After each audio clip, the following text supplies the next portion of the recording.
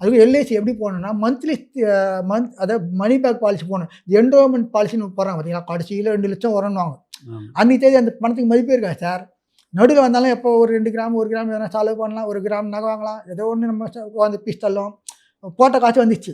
அது ஒரு சந்தோஷம். அப்படியே என்வென்ட் பாலிசி அது கடைசியில் நிக்காது. லம்பா வரும்போது ஒண்ணுமே இருக்காது.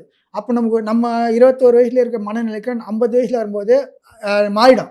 அப்படின்னா 20 வயசுல அது பெருசா நினைச்சோம். இப்போ வந்து 52 வயசு இது சின்னதா தெரியுது. அப்போ அது மனநிலை அப்போ விலைவாசி அது நம்ம விலைவாசி கூட நம்மளால ஓட முடியாது.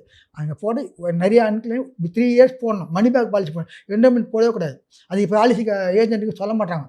போட்டா நமக்கு லாபம். அப்படி எனக்கு கூட ஒரு பாலிசி ட்ரிபிள் கவர் பாலிசி ஒண்ணு குடுத்தாங்க.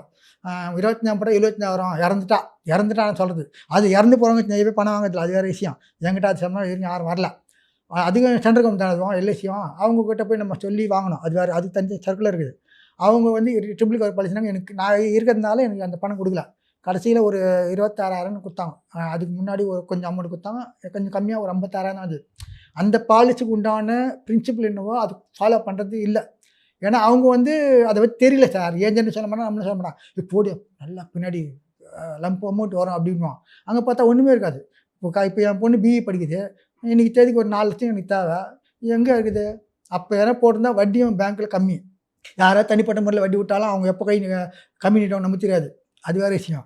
அதனால இது மாரி இப்போ சமீபத்தில கூட குடுத்தாங்க. 15,000 2 சைல்டு குழந்தைங்க இருக்குல்ல. 2 பெண் குழந்தைங்களுக்கு. அது 2 பெரிய பொண்ணு சின்ன பொண்ணு சொன்னேன்ல. அந்த ஆஃபீஸ்க்கு நான் லெட்டர் போட்டேன். நேர்ல போவே இல்ல. நம்ம சிங்கார மாளிகையில 5ஆம் மாடில இருக்குது. 2 சமூக நல வெல்ஃபேர் ஆஃபீஸ்ன்னு ஒண்ணு இருக்குது. அங்க லெட்டர் எழுதி நம்ம அதுக்கு உண்டான குளோஸ்மெண்ட்லாம் வச்சு அனுப்பிச்சு விட்டேன். அவங்க என்ன பண்ணா அந்த பாண்ட் வந்து ஜெராக்ஸ் தான் குடுப்பாங்க.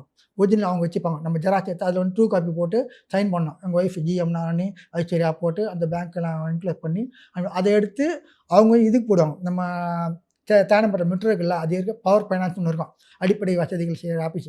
பார்த்துருப்பீங்க. நம்ம தேனாம்பேட்டை மெட்ரோ இருக்கு. அங்க ஆஃபீஸுக்கு ஃபாலோ பண்ணுவாங்க.